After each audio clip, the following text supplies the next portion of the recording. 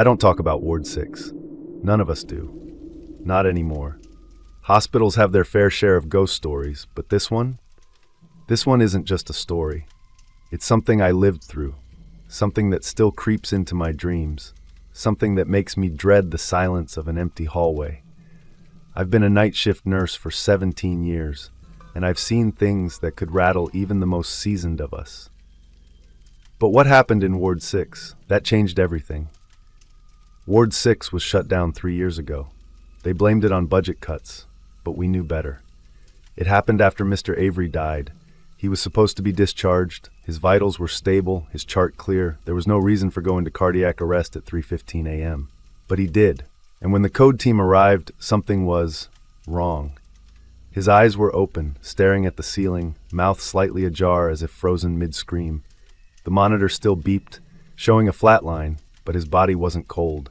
His skin felt warm, too warm, as if something was still inside, clinging to life. But he was gone. We moved on, or tried to. It started small, a call light flickering in an empty room, the scent of antiseptic mixed with something metallic, something rotten, lingering just a little too long. Patients murmuring about the man by the window, even though their blinds were drawn and their doors were locked at night. A security guard quit after reviewing footage of Ward 6. He wouldn't say what he saw, just muttered something about watching eyes and left without taking his last paycheck. And then, the intercom started playing whispers. It was 2:37 a.m. I remember the exact time because I had just finished my rounds and was filling out paperwork at the nurses' station. The overhead intercom crackled to life, and a voice, soft and barely above a whisper, said my name. Claire. I froze, the pen slipping from my fingers. I glanced at my coworker, Teresa, but she had headphones in, scrolling through her phone. The voice came again, more insistent this time. Claire, you let me die. A chill ran down my spine. I forced myself to stand, to walk to the intercom panel, pressing the button to respond. This is Claire. Who's on the line? Silence. I turned to Teresa. Did you hear that? She pulled out one earbud, eyebrows raised. Hear what? The intercom crackled again, and then I heard it. Not my name this time, but a slow, wet breathing. The sound of someone choking, struggling, gasping for air. I slammed the intercom off. It didn't stop. The breathing echoed from down the hallway, coming from Ward 6.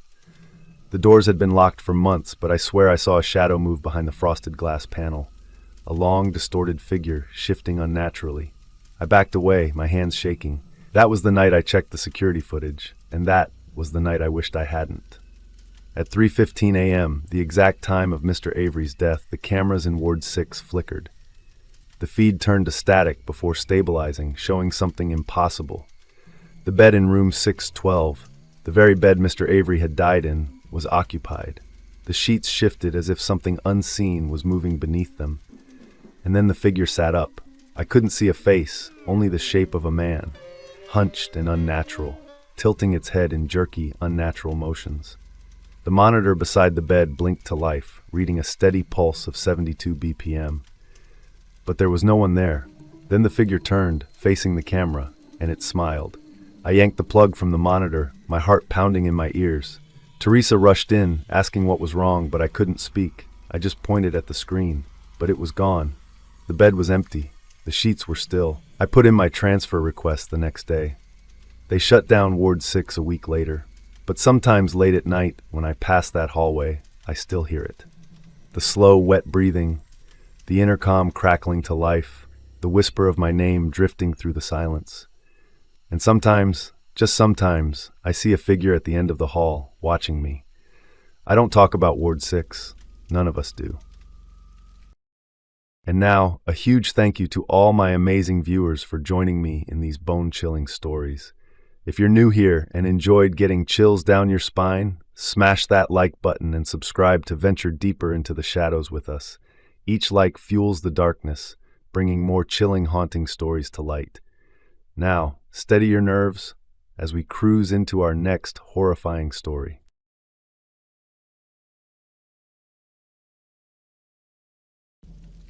This isn't easy to tell. I don't even know where to start. There's so much to it, but I'll try. It's about a colleague of mine. Her name was Lily. She was the kind of nurse you'd always want around. Quiet, diligent, reliable, always there for her shift, never complained. But there was something off about her. Not from the start, no, at least not immediately. It was like a slow, creeping change, so subtle you could almost dismiss it, but I couldn't. Lily always worked the late shifts. You know, those shifts no one really wants to take, where the hospital quiets down and the atmosphere turns eerie. But Lily, she thrived in it. She was the kind of nurse who would sit with you through long, sleepless nights, never once looking at the clock. But something started shifting in her, almost like she was fading. It wasn't obvious at first, just small things, little details. Her skin, at first it looked healthy, glowing even, but then it started losing that warmth. It became so pale, almost translucent, like she hadn't seen daylight in weeks.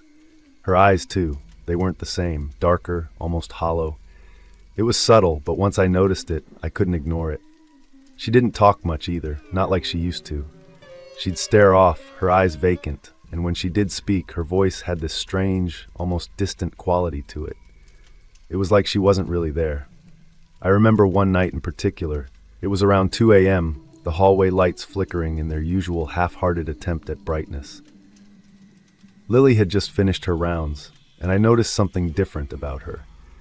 She was walking slower than usual, dragging her feet like she was too tired to lift them.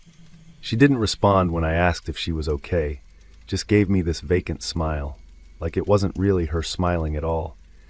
From that night on, it got worse.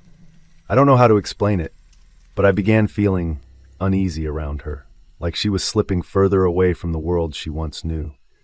Her movements got slower. She started getting forgetful, missing doses of medication, making mistakes she'd never make before. And the worst part?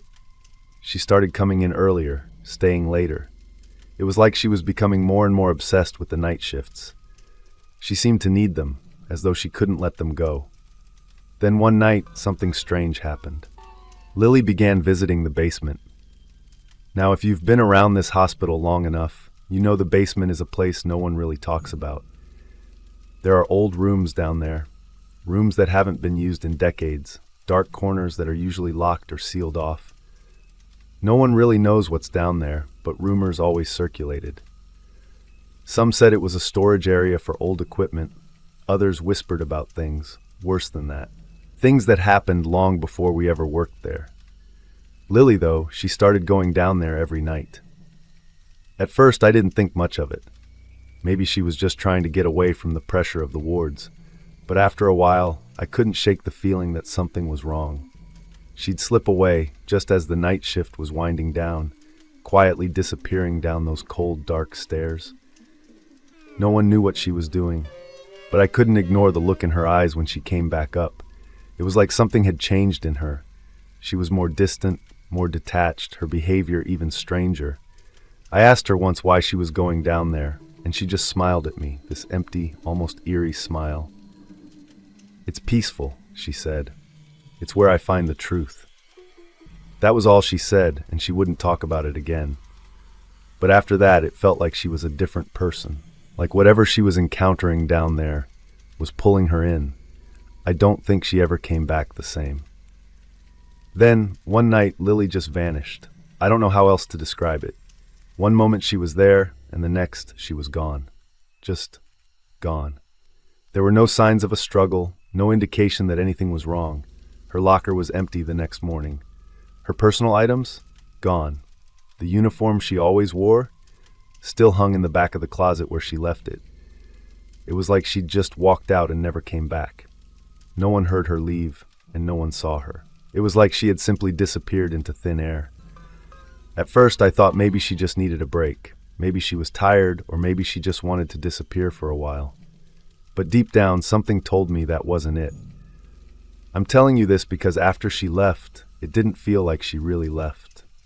I'd be walking through the halls at night, alone as usual, and I'd feel it.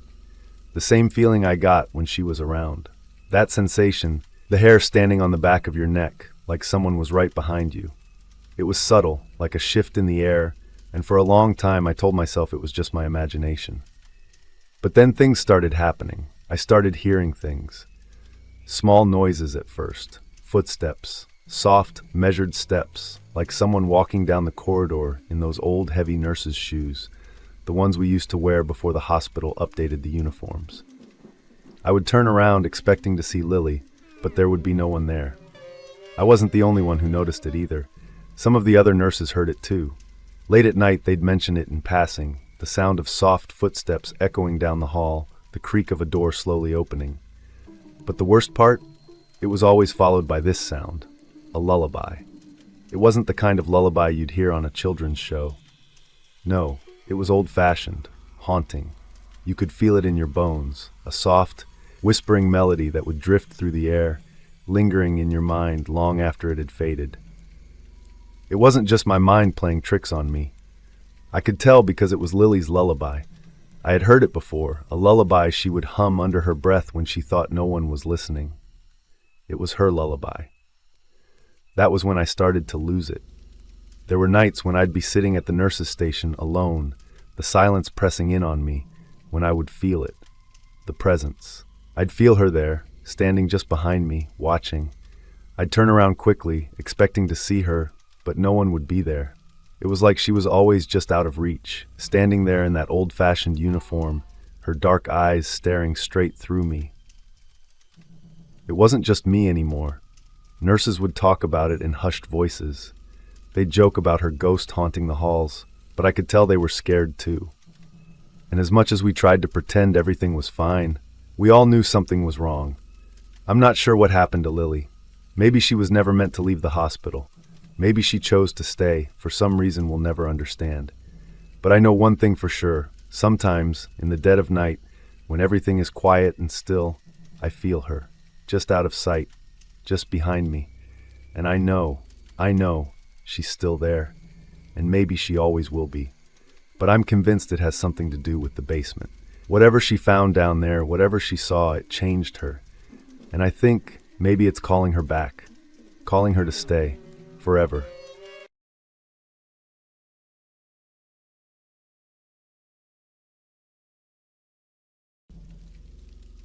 There are things we're not supposed to know, things we're meant to ignore, to let fade into the background, because once you know them, once you really understand, there's no going back. What I found, what I uncovered, was one of those things. It was during a routine check, a simple task, just like any other. It was my turn to check the storage rooms, the ones that are tucked away in the corners of the building, out of sight where no one ever goes. Most of the time, it's just shelves full of old equipment, discarded items that haven't been used in years. But this time was different. The room I was supposed to check was the furthest one, the last door at the end of the hall. I wasn't expecting anything out of the ordinary, just more of the same.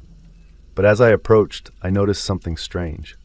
The door was cracked open, just enough for me to slip through. That in itself wasn't unusual. The staff here is busy, and sometimes things get left ajar.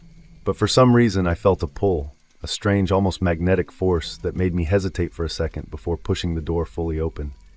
Inside, it was exactly what I'd expected. Dusty, dimly lit, filled with old, unused equipment. Broken carts, forgotten boxes of supplies, forgotten relics of a hospital long past its prime. But there, in the middle of the floor, was something that made my breath catch in my throat. Symbols. Symbols that looked like they had been drawn hurriedly, carelessly, and in what I can only describe as blood. I froze, unable to look away. They were sprawling, disorganized, almost chaotic, but each mark seemed deliberate, like it had been placed with intent. My heart raced as I stepped closer. The shadows from the half-burned candles scattered around the symbols danced erratically on the walls, casting shapes that made the room feel alive. Alive in a way I can't explain. The air grew heavier, and I felt a strange pull toward the center of the symbols, like the room itself was reaching out to me, waiting for me to step into its grasp. It was then I noticed the journal. It was tucked away in the corner of the room, half hidden behind a stack of old equipment. It looked worn, like it had been there for a long time. I picked it up without thinking, feeling an odd urgency in my hands. The pages were yellowed, the ink faded in places, but the words were still legible. The journal had belonged to someone who had worked here, someone long gone. As I flipped through the pages, the words seemed to pull me in, making the room feel even colder, darker. The entries spoke of something unsettling, something I couldn't quite grasp. It was about rituals, rituals designed to contain spirits, spirits that were never meant to rest. I had to force myself to read each word because, with every sentence, I could feel something pressing against my chest, like it was trying to stop me from understanding. The rituals didn't banish the spirits. No, they trapped them. Trapped them here, in the walls of the hospital, in the basement, in the very foundation of the building. The rituals were meant to bind the spirits, to keep them contained, but they could never send them away. The writer spoke of them like they were alive, like they were constantly watching, always hungry, never resting. That's when I understood. What I'd stumbled onto was no mere superstition. These spirits, they weren't looking for peace. They weren't just lingering in the background, waiting for release. No. They were looking for something much more insidious. They were looking for company. They wanted to be seen, wanted to be remembered. I couldn't finish reading. My hands were shaking, the words blurring together as my mind reeled. I could feel the temperature drop, the oppressive weight of the air pressing in on me.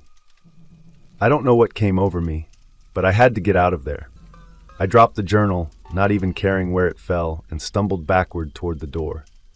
But the moment I turned to leave, I could feel it, the presence in the room. It wasn't just the symbols, it wasn't just the ritual. There was something in the room with me, something that hadn't been there before. I slammed the door shut behind me, my heart pounding in my chest. But even as I stood there, trying to catch my breath, I could still feel it. The heaviness, the pull.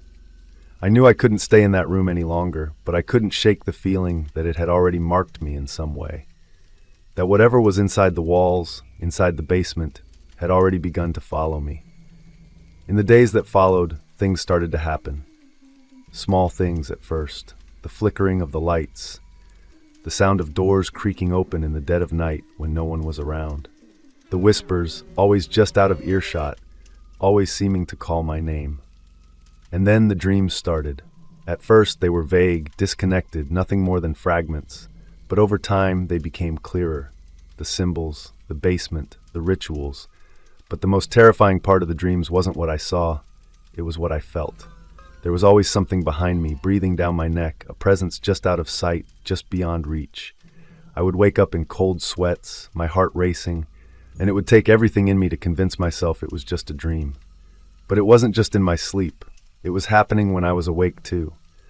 I've tried to tell myself it's all in my head, that the old journal, the symbols, the rituals, they were just remnants of a past that no one needed to remember.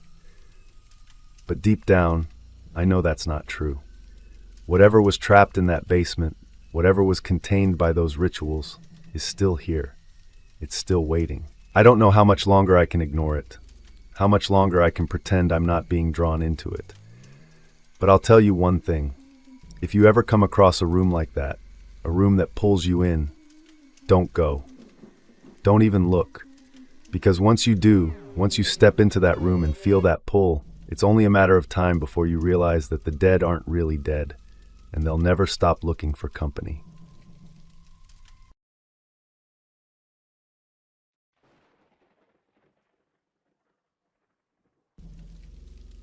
I've worked night shifts at Mercy General for over 6 years.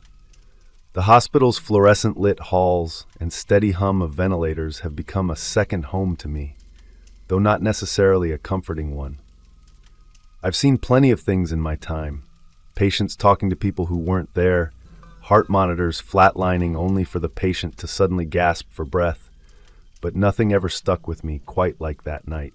The night I realized that something in this hospital never left. It started subtly. It was 2:30 a.m., and I was the only nurse assigned to the third floor, a half-abandoned wing used mostly for post-op patients recovering from major surgery. The ER was 1 floor down, the ICU 2 floors above, but in that empty stretch of linoleum hallways, I may as well have been the only soul in the building. My only companions were the beeping of monitors and the occasional shuffling sounds of janitors far down the hall. I was checking patient charts when I heard it. A sound, almost imperceptible at first, like fabric brushing against the wall. I looked up, expecting to see someone at the end of the hallway, but the corridor was empty. Maybe it was just my imagination. The late hours played tricks on my mind. I went back to my rounds. A few minutes later, a heart monitor in room 312 blared out an alarm. My stomach twisted as I hurried toward the room, expecting to find my post-op patient in distress. The bed was empty. The sheets were tucked neatly, the IV drip untouched. I checked the chart again. Mrs. Hernandez, post-op, scheduled for discharge in 2 days. My heart pounded as I stepped out into the hallway, scanning the dimly lit corridor. The security cameras by the exit showed no movement. No one had left the floor. A cold draft brushed against the back of my neck. I turned around sharply, but there was nothing, just the empty nurse's station and the flickering fluorescent light above it. Then a whisper, soft, drawn out, just a breath, barely louder than the silence itself. Shh. It came from inside the room. I swallowed hard, stepping back inside. My pulse hammered in my ears as I scanned the area. The bathroom door was slightly ajar, a sliver of darkness breaking up the sterile white of the walls. I knew better than to check, but my feet moved anyway. I nudged the door open, my breath coming in shallow gasps. The bathroom was empty, but the mirror caught my attention. A figure stood just behind me. I spun around, but there was no one there, just the room, lifeless and still. But the mirror, the reflection had changed. It wasn't me staring back anymore. A woman in a faded hospital gown, her face hollow and sunken, eyes like empty pits. Her mouth moved, but no sound came. I stumbled backward, my heel catching on the edge of the bed. The air in the room grew thick, pressing against my skin like a damp cloth. The monitor beside me flickered, then shut off completely. The lights overhead dimmed, the buzzing hum of electricity stretching into a high-pitched whine. The bed beside me jerked, its wheels screeching against the tile as if something unseen had shoved it forward. I let out a shaky breath, backing away. My body screamed for me to run, but my feet were rooted to the floor. I wasn't alone. The air crackled with something unseen, an oppressive presence pressing down on my chest. I turned and bolted, nearly tripping over my own feet as I stumbled into the hallway. My breath came in short gasps, and when I reached the nurse's station, I clutched the counter to steady myself. A sound made me freeze. Footsteps, soft and deliberate, shuffling across the linoleum floor behind me. I whipped around. Nothing. Just the hallway stretching into the dim light, lined with closed doors. But I could feel it. Something watching. I forced myself to move, making my way toward the stairwell. The elevators felt too risky, too enclosed. I needed to be somewhere with light, somewhere not surrounded by silence and empty rooms. I pushed the stairwell door open and nearly collapsed against the railing. My hands shook as I pulled out my phone, my fingers fumbling over the screen as I dialed security. The call never connected, just static. Then the whisper, not from my phone, from behind me. Slowly I turned. The door to the stairwell was still swinging slightly from when I entered, but just beyond it, peeking through the narrow gap, a face. I didn't think. I ran. Down the stairs, past the second floor, straight into the main lobby where the night security guard sat. He looked up, startled. "You okay?" he asked, eyeing me. I turned, breathless, but the stairwell behind me was empty. "There was someone upstairs," I gasped. "Room 312. A woman, I saw her." His face darkened. "Third floor's been empty since last month. They've been renovating." My stomach dropped. "No, I was just there. I was doing rounds. Room 312. There is no room 312. He turned his monitor toward me. Security footage from the third floor played. The hallway was empty.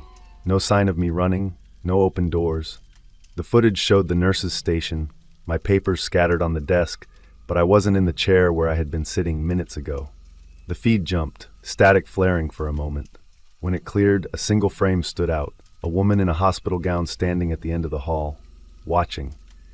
I didn't sleep when I got home. I locked my bedroom door, checked it twice, and crawled into bed, my breath still uneven. But when I woke up, something felt wrong. My phone buzzed with a new voicemail, the hospital's number. I pressed play, holding my breath. A whisper crackled through the speaker. "Nurse!" And then silence. I sat frozen, my heart pounding in my chest. I didn't know what to make of it. The voice was unmistakable, familiar, yet it sounded distant, like it was coming from a place far away. The whisper echoed in my mind, and all the events from the previous night came rushing back. My skin crawled, and I felt that same unease creeping over me once more. But this time, it wasn't just the building that felt off. It was something deeper, something I couldn't explain. I immediately called the hospital back, but the line was dead. No answer, just silence. I tried again, and the call didn't even connect. It was like the whole thing had been erased. As I sat there, staring at my phone, I knew that whatever that voice was, whatever the hospital was trying to communicate, it was no longer just a whisper in the dark. It was a warning, a reminder that some doors once opened never truly close. And while we can't control what lies beyond them, we can decide how we walk through, with fear or with the courage to face the unknown.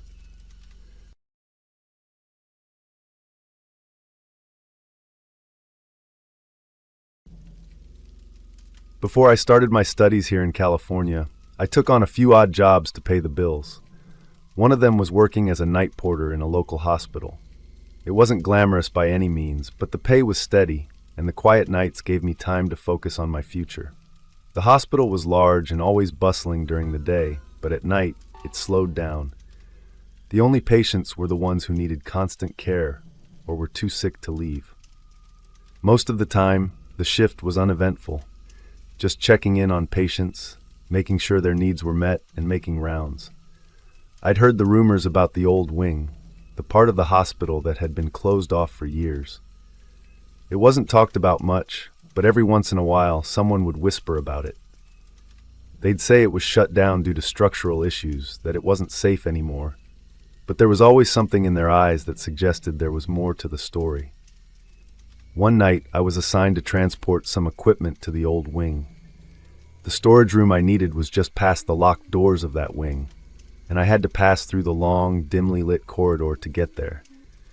I had been warned by some of the nurses to avoid that hallway, but it seemed harmless enough, just an empty, forgotten part of the hospital. I made my way down the corridor, the air growing colder the farther I went. The hospital had always had this strange chill in some of its older areas, but this felt different. I walked past the old rooms, empty, dusty, some with their doors slightly ajar, others sealed shut with faded caution tape. It was eerily silent, and I could almost feel the weight of the years that had passed since anyone had worked there. I reached the storage room at the far end of the hall, but just as I opened the door to retrieve the equipment, I heard something. It was soft at first, like a low hum coming from one of the rooms. I brushed it off as the sound of the old pipes or the air conditioning system acting up. But then, I heard it again, louder this time. A soft, rhythmic tapping, as if someone was knocking gently on the door. Curious, I approached the nearest room, the one that had the sound coming from it. The door was slightly ajar, just enough for me to see into the darkened room. The light from the hallway barely reached in, but I could make out the shape of a bed covered in faded linens, a chair beside it, and a small table with some old medical supplies. I don't know what possessed me to open the door, but I did. As soon as I stepped inside, the air felt heavier, like the room was holding its breath. There, on the wall opposite the bed, I saw something that made my heart stop. A series of symbols, crudely drawn in what looked like blood. They were strange, unsettling, and unfamiliar. The symbols were arranged in a circle around a small chair placed in the center of the room, as if someone had been conducting some kind of ritual. I took a step closer, my mind racing with questions, but then I heard it again, the sound of tapping now coming from behind me, from the far corner of the room. I spun around, my heart pounding in my chest, but no one was there. Suddenly, I felt the temperature drop. The room became freezing cold, and I could see my breath in the air. My instincts screamed at me to leave, but before I could turn around, I heard a voice, a low, whispering voice like it was coming from right behind me. "You shouldn't be here." I froze, my blood turning to ice. I turned slowly, but no one was there. The room was empty. My mind raced, my heart hammering in my chest. I turned to leave, but when I reached for the door, the whisper came again, this time clearer. "Leave now."